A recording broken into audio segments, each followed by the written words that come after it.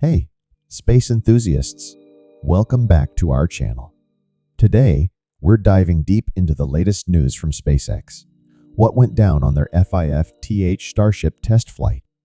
This groundbreaking mission had its share of thrilling moments, triumphs, and a few unexpected surprises.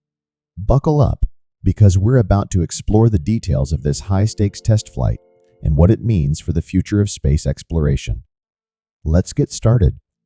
In today's episode, SpaceX has once again achieved the impossible.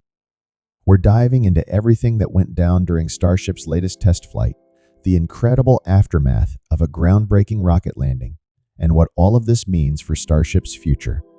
Unlike previous Starship launches, Flight 5 didn't take off right at the start of the launch window at 7:00 a.m. local time. The delay? Boats in the Gulf of Mexico, downrange from the launch site. It's actually a pretty common issue for rocket launches.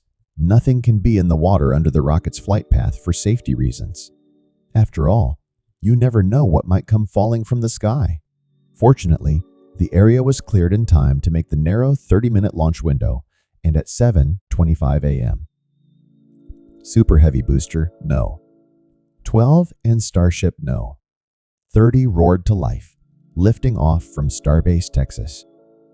At this point, launching a Starship is almost routine, except for that memorable flight, no. One, which, luckily, seems to have been a one-off.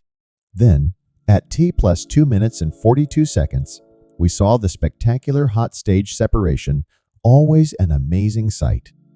Most of the booster's 33 Raptor engines shut down at this moment while, at the same time, 6 engines on the Starship upper stage roar to life. SpaceX takes full advantage of that power, using the force from the engines to push the booster away and launch it into a stunning backflip maneuver. As Super Heavy swings around, 13 center engines ignite, kicking off the process of slowing down from a staggering speed of over 5,000 km/8. This marks the start of the boost back burn. Meanwhile, back on the ground, something fascinating is unfolding. Thousands of system checks are being performed simultaneously on both the Super Heavy booster and the massive launch tower. The ground team needs to ensure every system is functioning flawlessly because they're about to attempt something absolutely wild. As the booster engines shut down, the rocket coasts to an altitude of 96 kilometers. Now, free falling back to Earth, we get the thrilling confirmation: the tower is go for the catch. At the launch site, an enormous tower nicknamed Mechazilla is ready, its giant chopstick arms stretched wide, awaiting the returning Super Heavy booster. These chopstick arms are impressive pieces of engineering. Each is a large triangular metal structure with its own hydraulic piston, allowing them to move independently. They're anchored to a rail system, capable of sliding up and down the length of the tower, ready to execute a daring mid-air catch.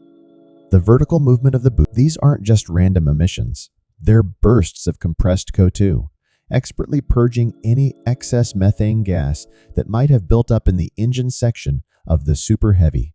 When the booster finally descends through the clouds, the ground tracking camera captures a striking sight. The base of the rocket is glowing red hot, a result of the intense heat generated as it moves from the thin atmosphere into denser air at speeds exceeding 4,000 km/8. While it's not quite the intensity of an orbital reentry, it's still an awe-inspiring display of engineering. Now, the booster is coming in with a bold angle of attack, skillfully maneuvered by 4 aerodynamic grid fins at the top that rotate using electric motors. Additionally, 4 vertical chines along the base of the rocket generate lift, working together to guide the booster toward the catch tower at an altitude of about 1 kilometer, all while hurtling toward the ground at a blistering speed. As the roar of sound fills the air, the Super Heavy's 13 center engines reignite, initiating a powerful landing burn. This intense burn only lasts a few seconds, but it dramatically reduces the booster's airspeed. One of the coolest moments occurs as the middle ring engines shut down. You can see the aligning perfectly for the catch. The anticipation builds as we witness this engineering marvel approach its target. As the booster swings toward the tower like a pendulum, it's still descending at around 60 km/h, about the same speed as typical street traffic. As it slides down through the chopstick arms, the booster begins to align, while the chopsticks close in with precision. There's an incredible amount happening in just a matter of seconds. Thankfully, SpaceX has provided us with alternate angles to capture all the details of this thrilling moment. But keep your eyes on the prize, those two small pins on the side of the booster and the two thin metal rails on the inner edge of the chopsticks. The catch points on the booster are located just below the grid fins, marked by two metal cylinders on either side of the rocket, each slightly over 6 inches in diameter. They must land directly on the catch rails, which are only marginally wider than the pins. This means the booster's orientation has to be spot on. Any slight roll, whether too far clockwise or counterclockwise, could lead to a missed catch. To aid in this delicate maneuver, the inside edge of the catch rail features foam padding. This clever addition allows the chopsticks to snugly embrace the booster, ensuring a secure catch. It's a breathtaking moment that showcases the incredible engineering behind this daring feat. The design ensures that both sides close in without causing any damage, allowing the pin to land squarely on top of the rail. Underneath the padding on the catch rail lies a set of shock absorbers, enabling the chopstick rig to cradle the booster's weight just a little bit. While there's only a couple of feet of travel in the system, it should be just enough to make a difference. As the booster starts to tuck beneath the chopsticks, everything needs to align perfectly and quickly. Once the chines of the booster clear the arms, the sticks spring into action, clamping down. You can see each arm move independently. The left side comes in first, followed closely by the right. Then, they work in unison to pinch the rocket just a few meters below the catch pins. At this crucial moment, the booster's engines throttle down, gently lowering it the final meter. When the pins make contact with the rail, the engines cut out, and the shock absorbers take on the full weight of the booster. By all accounts, this was a flawless success. It's hard to imagine things going any better than this. Speaking of success, I used to know what it felt like to have a fun night out, only to wake up the next morning regretting it. That was before I discovered Zebiotic's pre-alcohol probiotic. It's a game changer for anyone looking to enjoy their night without the dreaded morning after blues. Introducing Zebiotics, a revolutionary probiotic and the world's first genetically engineered formula designed by PhD scientists to help you bounce back after a few drinks. Here's the science behind it. When you drink alcohol, it produces a byproduct in your gut that can leave you feeling rough the next morning.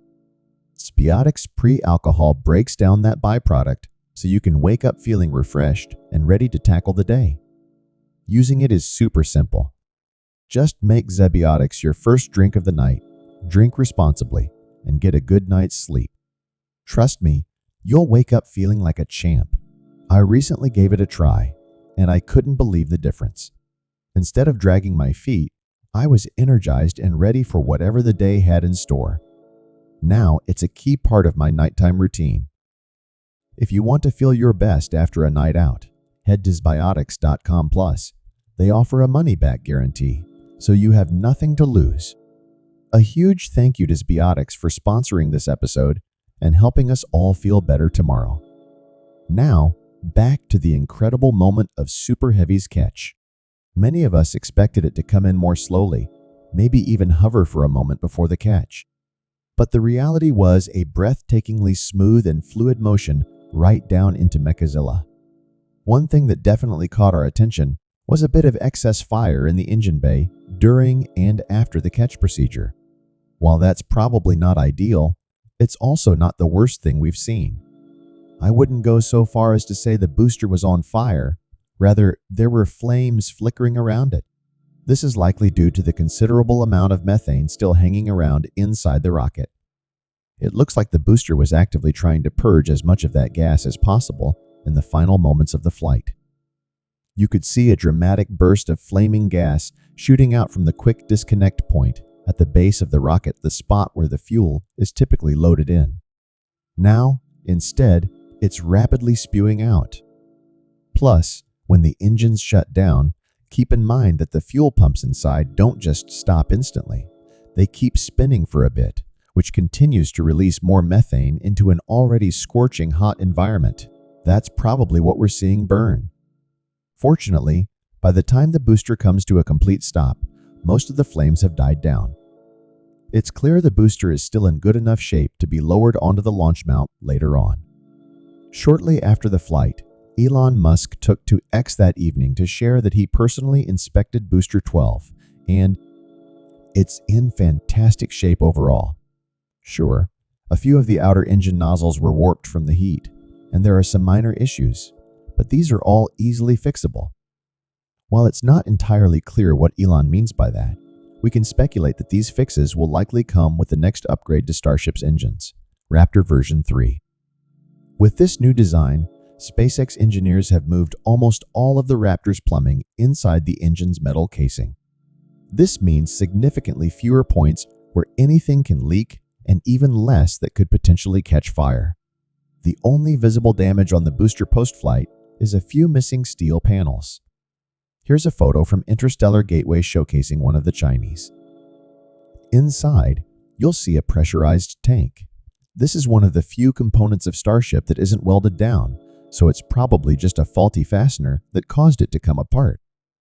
As Elon mentioned, the ultimate goal for this booster is to make it rapidly reusable, with just 1 hour of downtime between landing and launching again.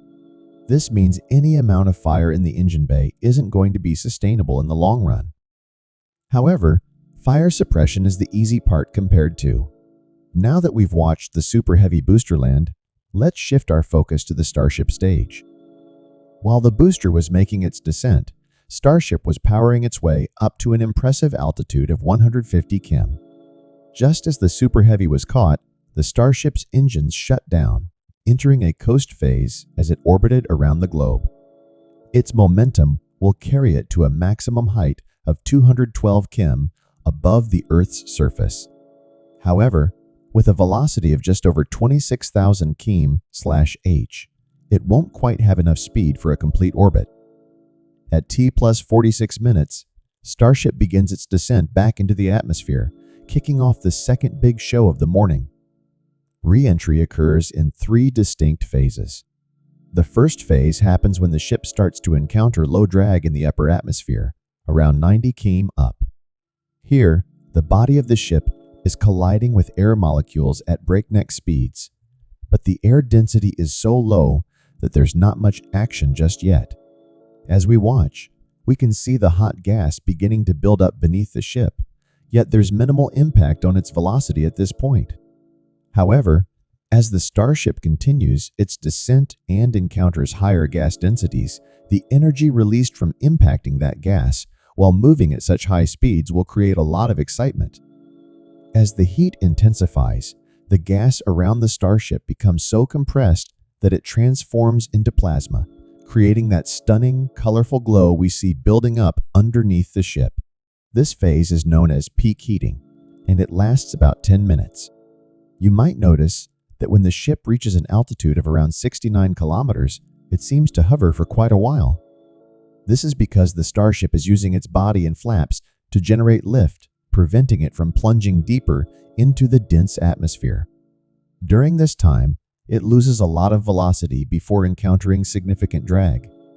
Once the Starship drops below 60 kilometers, it seems like we've made it through the most intense phase. But in reality, the real test is just beginning. Welcome to the third phase, high dynamic pressure. Now, in addition to extreme heat, the Starship is facing rapidly increasing physical resistance as it slices through the atmosphere. A few key details to keep in mind. This version of the Starship is equipped with a new and improved heat shield, being tested for the very first time. Along with the familiar black hexagonal tiles, there's a hidden layer of protection made from an ablative material. Ablation is a technical term for melting or disintegrating, which explains the sparks flying off the ship. SpaceX intentionally removed a few main tiles to reveal this secondary heat shield during this flight, just to see how it performs. They've even covered some of their regular tiles with an outer layer of aluminum to test its effectiveness. This is truly cutting-edge technology in action. SpaceX's fifth Starship test flight was another monumental step in their quest to revolutionize space travel. This mission, which took place at SpaceX's Boca Chica facility in Texas, aimed to push the boundaries of what their spacecraft can do. The Starship, SpaceX's fully reusable spacecraft, is designed to carry astronauts and cargo to destinations like the Moon, Mars, and beyond. During this test flight, the goal was to validate a series of important technological developments and push the vehicle to new heights. The fifth flight involved a near-orbital launch attempt, bringing the Starship closer to its ultimate purpose of interplanetary travel. But, as with all test flights, things didn't go entirely as planned. The team at SpaceX faced several challenges along the way, but they've taken yet another step toward perfecting the future of space exploration. Leading up to the test flight, the SpaceX team worked tirelessly on the preparations, ensuring that every detail was in place. The rocket's Super Heavy booster, which provides the initial thrust needed to escape Earth's gravity, was carefully inspected. Engineers checked every inch of the spacecraft to ensure it was ready for the rigors of the test flight. As the countdown clock approached zero, spectators and engineers alike watched in anticipation. The weather conditions were perfect, and the stage was set for a spectacular launch. When the engines roared to life, Starship lifted off the launch pad with incredible power, climbing higher into the sky, marking the beginning of this historic journey. But the road to success was still filled with potential risks. Once Starship reached a certain altitude, the focus shifted to the critical part of the test, maneuvering the spacecraft mid-flight. This phase is always crucial in evaluating how the Starship performs under pressure, testing its aerodynamics and systems response. During the fifth test flight, SpaceX encountered some unexpected issues. While the spacecraft managed to reach significant altitudes, anomalies in the flight path began to occur. Despite the best efforts of the engineering team, these challenges proved difficult to overcome. The spacecraft experienced instability, leading to deviations from the intended flight trajectory. Although it wasn't the flawless flight everyone had hoped for, it provided invaluable data for future tests and helped SpaceX engineers understand where improvements are needed.